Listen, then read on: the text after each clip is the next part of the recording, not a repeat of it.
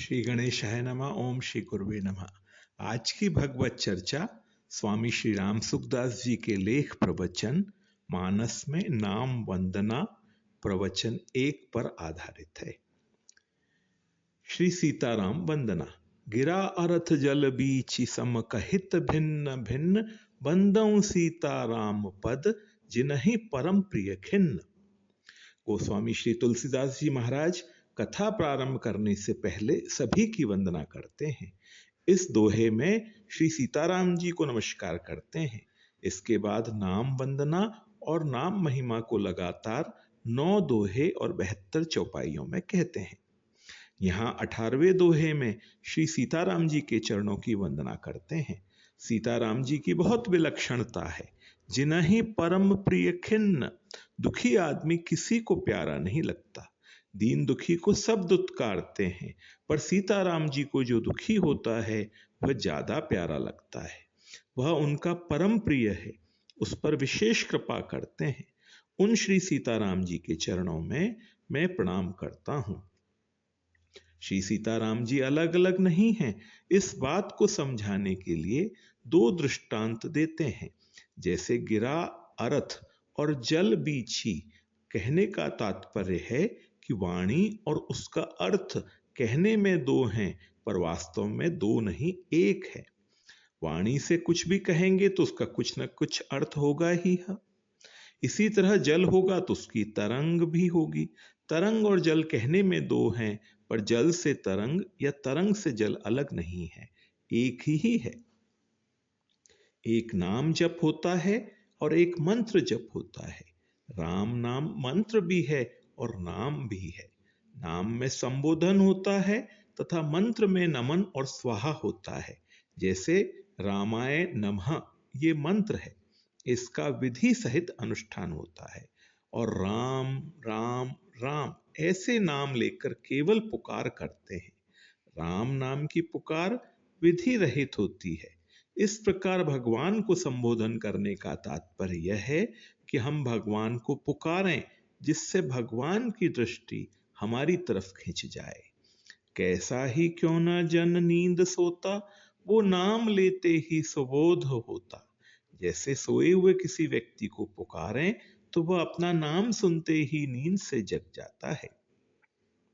ऐसे ही राम राम राम करने से राम जी हमारी तरफ खिंच जाते हैं। जैसे एक बच्चा माँ माँ पुकारता है तो माताओं का चित्त उस बच्चे की तरफ आकृष्ट हो जाता है। वह बालक अपनी माँ को पुकारता है, वह तो अपनी माँ को ही चाहता है, इसलिए उस बालक की माँ ही उसकी तरफ खींचती है। ऐसे ही राम राम हम आर्त होकर पुकारें और भगवान को ही अपना माने तो भगवान हमारी तरफ खींच जाएंगे। जब लग गज अपनो बल बरत्यो, नेक सरयो नहीं काम। निर्बल है बलराम पुकार्यो, आयो आधे नाम। जैसे गजराज ने पूरा नाम भी उच्चारण नहीं किया, उसने केवल हे नाथ आधा नाम लेकर पुकारा, उतने में भगवान ने आकर रक्षा कर दी। शास्त्रीय विधियों की उतनी आवश्यकता नहीं है जितनी इस तरह आर्त होकर पुकारने की है। इसलिए आर्त होकर, दुखी होकर भगवान को अपना मानकर पुकारें और केवल उनका ही भरोसा, उनकी ही आशा, उनका ही विश्वास रखें और सब तरफ से मन हटाकर उनका ही नाम लें, उनको ही पुकारें। हे राम राम राम।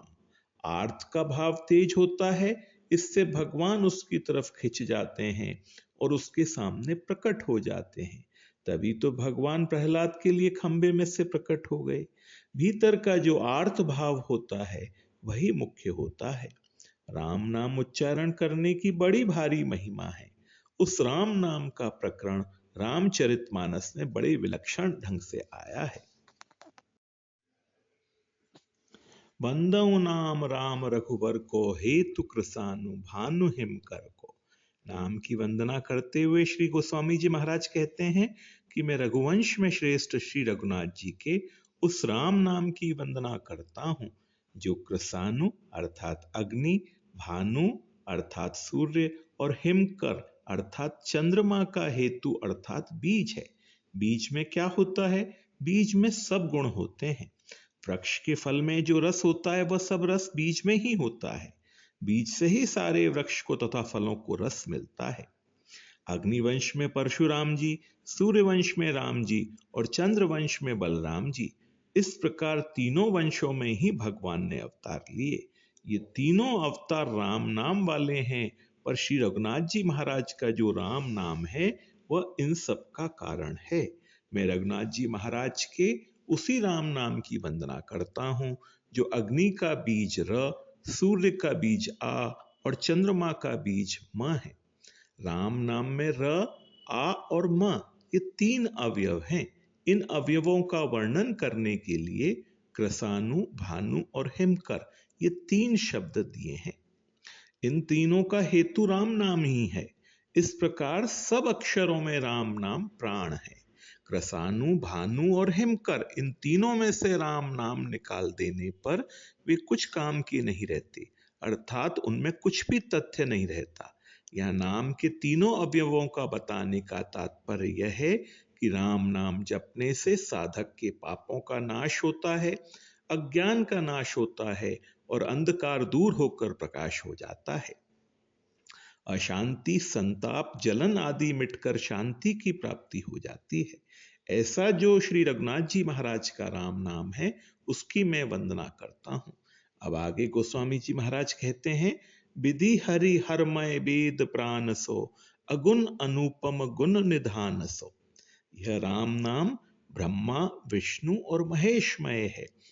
विधि, हरि, हर सृष्टि मात्र की उत्पत्ति, स्थिति और संहार करने वाली ये तीन शक्तियां हैं।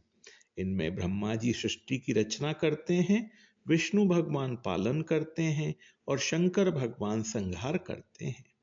संसार में राम नाम से बढ़कर कुछ नहीं है। सब कुछ शक्ति इसमें भरी हुई ही है। इसीलिए संतों ने कहा है, रामदास सुमिरण करो रिद्ध सिद्ध याके माए। रिद्धि सिद्धि सब इसके भीतर भरी हुई है। विश्वास न हो तो रात दिन जप करके देखो, सब काम हो जाएगा, कोई काम बाकी नहीं रहेगा। यह राम नाम वेदों के प्राण के समान है, शास्त्रों का और वर्णमाला का भी प्राण है। यहाँ पर राम नाम को वेदों का प्राण कहने से तात्पर्य है कि राम नाम से प्रणव होता है। प्रणव में से र निकाल दो तो प्रणव हो जाएगा और प्रणव का अर्थ ढोल हो जाएगा। ऐसे ही ओम में से म निकाल कर उच्चारण करो तो वह शोक का वाचक हो जाएगा। प्रणव में र और ओम में म कहना आवश्यक है, इसलिए यह राम नाम वेदों का प्राण भी है। अगुण सगुण बिच नाम सुसाखी, उभय प्रबोधक चतुर दुभाषी। यह राम नाम सगुण और निर्गुण दोनों को जनाने वाला है, इसलिए सगुण उपासक भी राम नाम जपते हैं और निर्गुण उपासक भी राम नाम जपते हैं। सगुण साकार के उपासक हों चाहे निर्गुण निराकार के उपासक हों, राम नाम का जप सबको करना चाहिए। यह दोनों की प्राप्ति करा देता है। राम नाम अमृत के समान है। जैसे बढ़िया भोजन में घी और दूध मिला दो तो वह भोजन बहुत बढ़िया बन जाता है, ऐसे ही राम नाम को दूसरे साधनों के साथ करो, चाहे केवल राम नाम का जप करो, यह हमें निहाल कर देगा। राम नाम के समान तो केवल राम नाम ही है, यह सब साधनों से श्रेष्ठ है। भगवान श्री राम शबरी के आश्रम पर पधारे और शबरी को कहने लगे, नवता भक्ति कहूं तो ही पाही, सावधान सुनो धरु मन माही। मैं तुझे अब अपनी नवधा भक्ति कहता हूं, तू सावधान होकर सुन और मन में धारण कर। नवधा भक्ति कहकर अंत में कहते हैं, सकल प्रकार भक्ति दृढ़ तोरे, तेरे में सब प्रकार की भक्ति दृढ़ है। शबरी को भक्ति के प्रकारों का पता ही नहीं, परंतु नवधा भक्ति उसके भीतर आ गई। किस प्रभाव से? राम नाम के प्रभाव से। ऐसी उसकी लगन लगी कि राम नाम जपते हुए राम जी के आने की प्रतीक्षा निरंतर करती रही। इस कारण ऋषि मुनियों को छोड़कर शबरी के आश्रम पर भगवान खुद पधारते हैं। गुण निधान सो, यह नाम गुणों का खजाना है। मानो राम नाम लेने से कोई गुण बाकी नहीं रहता। बिना जाने ही नाम जापक में सद्गुण सदाचार अपने आप आ जाते हैं। राम नाम जपने वाले जितने संत महात्मा हुए हैं, आप विचार करके देखो, उनमें कितनी रिद्धि सिद्धि, कितनी अलौकिक विलक्षणता आ गई थी। राम नाम जप में अलौकिकता है तभी न उनमें आई, नहीं तो कहां से आती। इसलिए यह राम नाम गुणों का खजाना है। महामंत्र जोई जपत महेसु, काशी मुक्ति हेतु उपदेसु। यह राम नाम महामंत्र है जिसे महेश्वर भगवान शंकर जपते हैं, और उनके द्वारा यह राम नाम उपदेश काशी में मुक्ति का कारण है।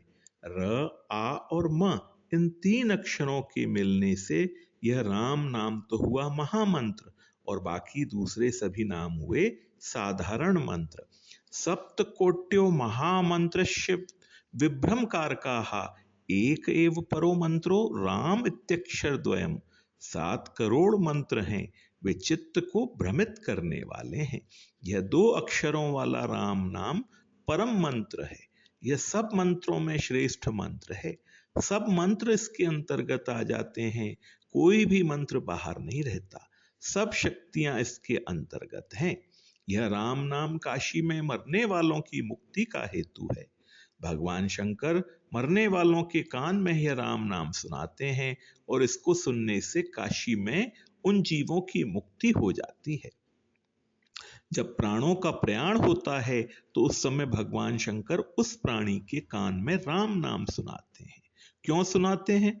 वे ये विचार करते हैं कि भगवान से विमुख जीवों की खबर यमराज लेते हैं और वे सबको दंड देते हैं, परंतु मैं संसार भर का मालिक हूं।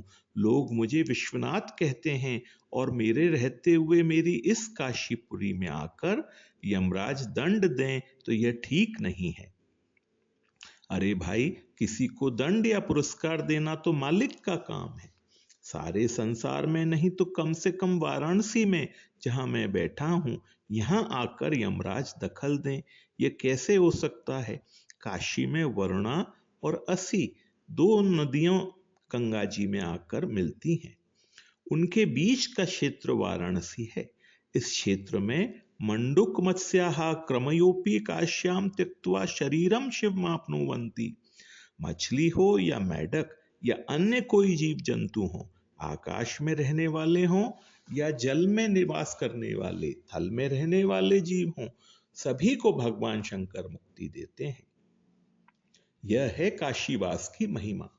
अध्यात्म रामायण में भगवान श्री राम की स्तुति करते हुए भगवान शंकर कहते हैं, जीवों की मुक्ति के लिए आपका राम नाम रूपी जो स्तवन है, अंत समय में मैं इसे उन्हें सुना देता हूं, जिससे उन जीवों की मुक्ति हो जाती है।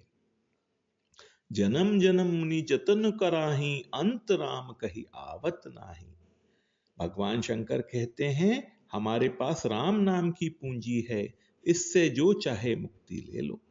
अंत समय में राम कहने से जीव जन्मता मरता नहीं, ऐसा राम नाम है।